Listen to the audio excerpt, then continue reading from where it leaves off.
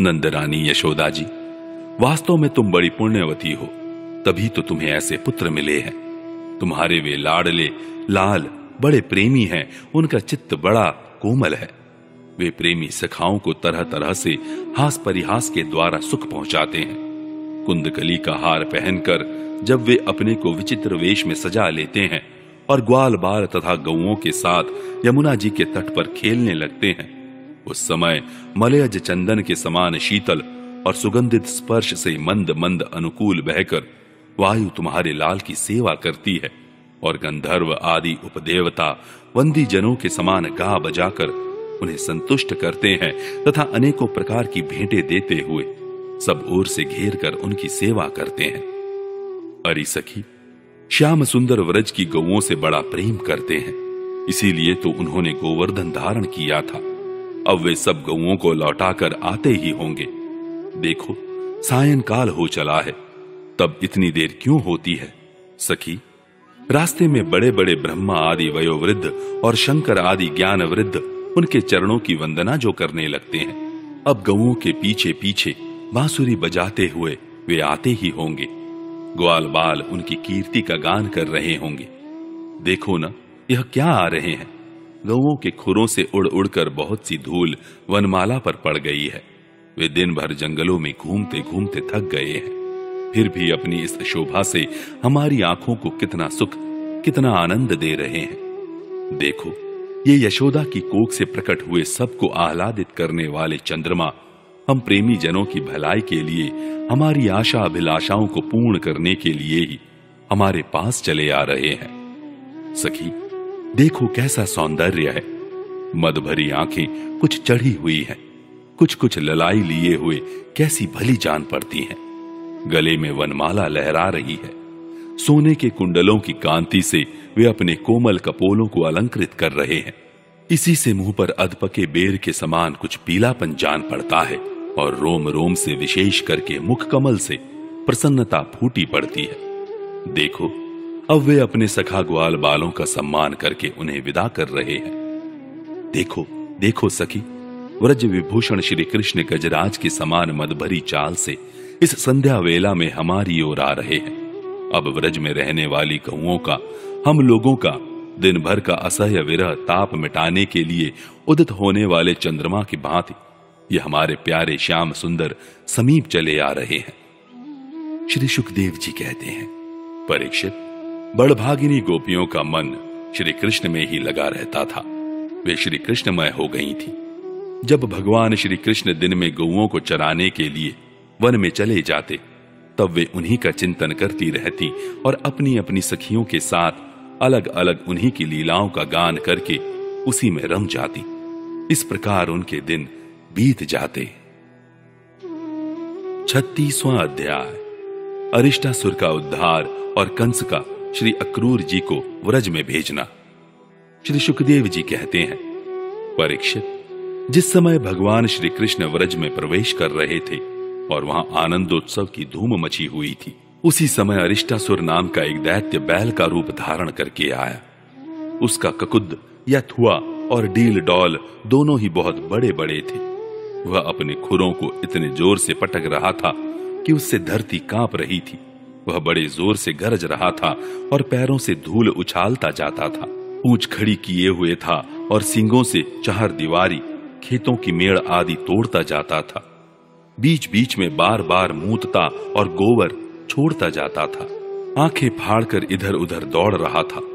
परीक्षित, उसके जोर से हंकड़ने से, निष्ठुर गर्जना से भयवश स्त्रियों और गौओं के 3-4 महीने के गर्भ स्रवित हो जाते थे और 5-6 महीने के गिर जाते थे। और तो क्या कहूं, उसके ककुद को पर्वत समझकर बादल उस पर आकर ठहर जाते थे। परीक्षित, उस तीखे सींग वाले बैल को देखकर गोपियां और गोप सभी भयभीत हो गए। पशु तो इतने डर गए कि अपने रहने का स्थान छोड़कर भाग ही गए। उस समय सभी व्रजवासी श्री कृष्ण हमें इस भय से बचाओ, इस प्रकार पुकारते हुए भगवान श्री कृष्ण की शरण में आए। भगवान ने देखा कि हमारा गोकुल अत्यंत भयातुर हो रहा है। तब उन्होंने डरने की कोई बात नहीं है यह कहकर सबको ढांढस बंधाया और फिर वृषासुर को ललकारा। अरे मूर्ख, महादुष्ट, तू इन गौओं और ग्वालों को क्यों डरा रहा है? इससे क्या होगा? देख, तुझ जैसे दुरात्मा दुष्टों के बल का घमंड चूर चूर कर देने वाला यह मैं हूं। इस प्रकार ललकार कर भगवान ने ताल ठोकी और उसे क्रोधित करने के लिए वे अपने एक सखा के गले में बांह डालकर खड़े हो गए। भगवान श्री कृष्ण की इस चुनौती से वह क्रोध के मारे तिलमिला उठा और अपने खुरों से बड़े जोर से धरती खोदता हुआ श्री कृष्ण की ओर झपटा। उस समय उसकी उठाई हुई पूंछ के धक्के से आकाश के बादल तितर बितर होने लगे। उसने अपने तीखे सींग आगे कर लिए। लाल लाल आंखों से टकटकी लगाकर श्री कृष्ण की ओर टेढ़ी नजर से देखता हुआ वह उन पर इतने वेग से टूटा मानो इंद्र के हाथ से छोड़ा हुआ वज्र हो। भगवान श्री कृष्ण ने अपने दोनों हाथों से उसके दोनों सींग पकड़ लिए और जैसे एक हाथी अपने से भिड़ने वाले दूसरे हाथी को पीछे हटा देता है, वैसे ही उन्होंने उसे 18 पग पीछे ठेल कर गिरा दिया। भगवान के इस प्रकार ठेल देने पर वह फिर तुरंत ही उठ खड़ा हुआ और क्रोध से अचेत होकर लंबी लंबी सांस छोड़ता हुआ फिर उन पर झपटा। उस समय उसका सारा शरीर पसीने से लथपथ हो रहा था। भगवान ने जब देखा कि वह अब मुझ पर प्रहार करना ही चाहता है, तब उन्होंने उसके सींग पकड़ लिए और उसे लात मारकर जमीन पर गिरा दिया और फिर पैरों से दबाकर इस प्रकार उसका कचूमर निकाला जैसे कोई गीला कपड़ा निचोड़ रहा हो। इसके बाद उसी का सींग उखाड़कर उसको खूब पीटा, जिससे वह पड़ा ही रह गया। परीक्षित, इस प्रकार वह दैत्य मुंह से खून उगलता और गोबर मूत करता हुआ पैर पटकने लगा। उसकी आंखें उलट गईं और उसने बड़े कष्ट के साथ प्राण छोड़े। अब देवता लोग भगवान पर फूल बरसा बरसा कर उनकी स्तुति करने लगे। जब भगवान श्री कृष्ण ने इस प्रकार बैल के रूप में आने वाले अरिष्टासुर को मार डाला, तब सभी गोप उनकी प्रशंसा करने लगे।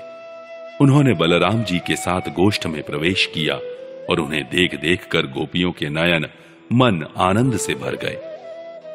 परीक्षित, भगवान की लीला अत्यंत अद्भुत है। इधर जब उन्होंने अरिष्टासुर को मार डाला, तब भगवानमय नारद, जो लोगों को शीघ्र से शीघ्र भगवान का दर्शन कराते रहते हैं, कंस के पास पहुंचे। उन्होंने उससे कहा, कंस, जो कन्या तुम्हारे हाथ से छूटकर आकाश में चली गई वह तो यशोदा की पुत्री थी, और व्रज में जो श्री कृष्ण हैं वे देवकी के पुत्र हैं। वहां जो बलराम जी हैं वे रोहिणी के पुत्र हैं।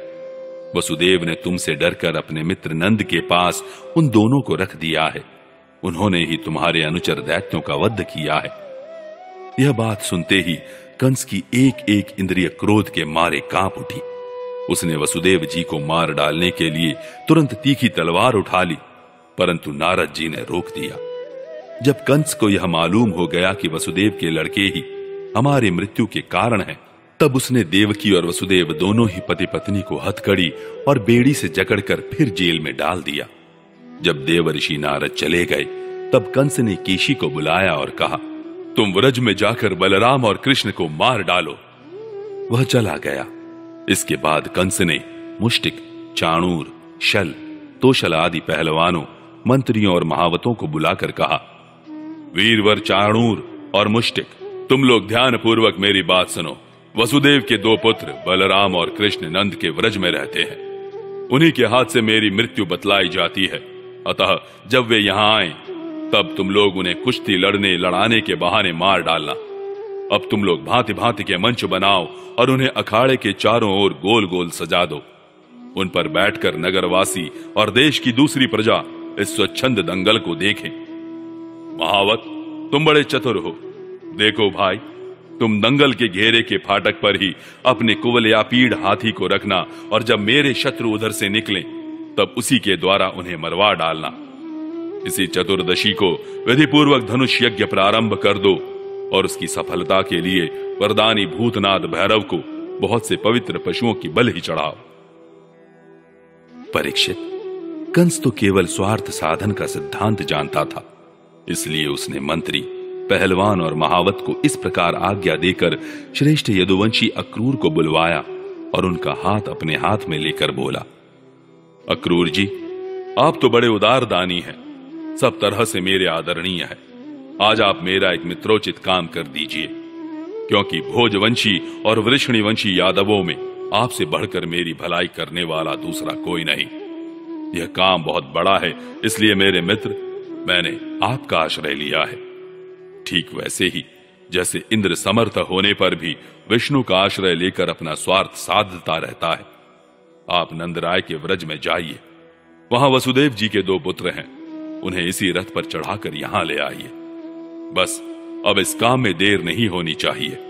सुनते हैं विष्णु के भरोसे जीने वाले देवताओं ने उन दोनों को मेरी मृत्यु का कारण निश्चित किया है, इसलिए आप उन दोनों को तो ले ही आइए, साथ ही नंद आदि गोपों को भी बड़ी बड़ी भेंटों के साथ ले आइए। यहां आने पर मैं उन्हें अपने काल के समान कुबलयापीड हाथी से मरवा डालूंगा। यदि वे कदाचित उस हाथी से बच गए तो मैं अपने वज्र के समान मजबूत और फुर्तीले पहलवान मुष्टिक, चाणूर आदि से उन्हें मरवा डालूंगा।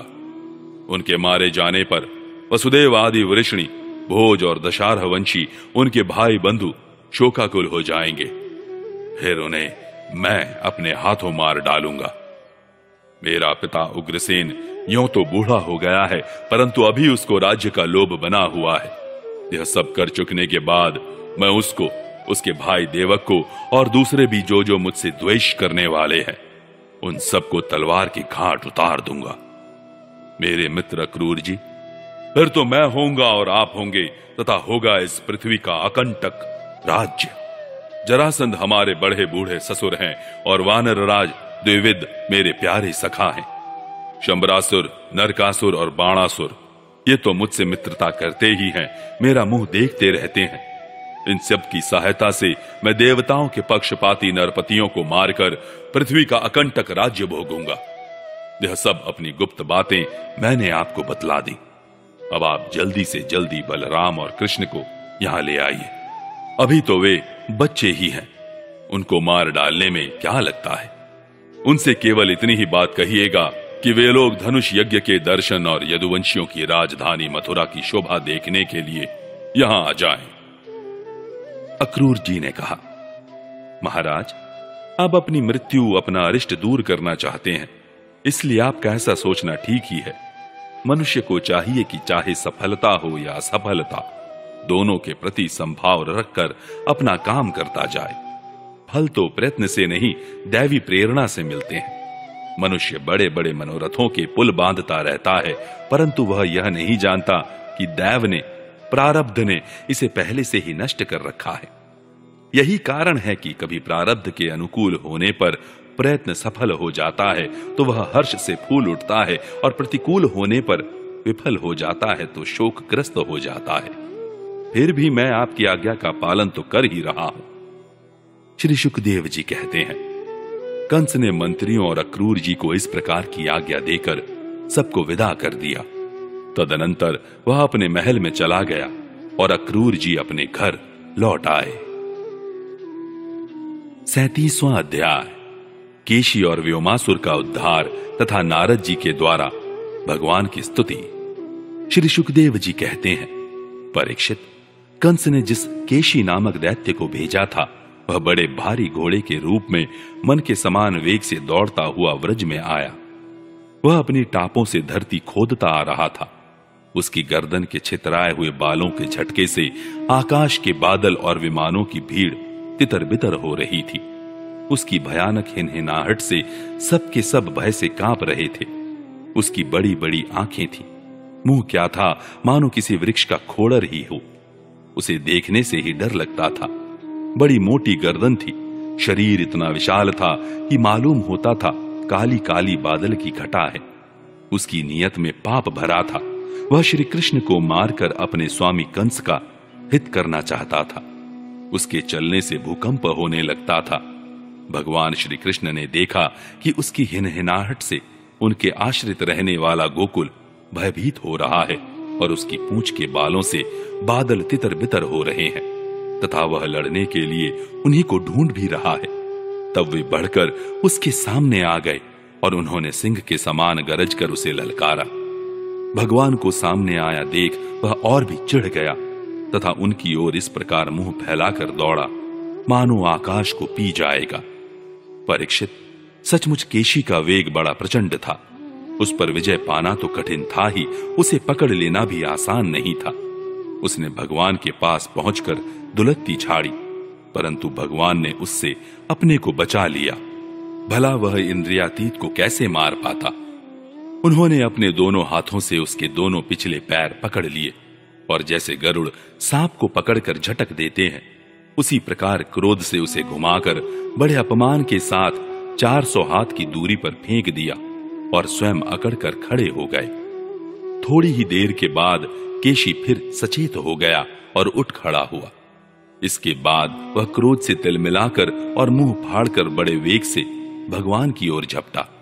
उसको दौड़ते देख भगवान मुस्कुराने लगे।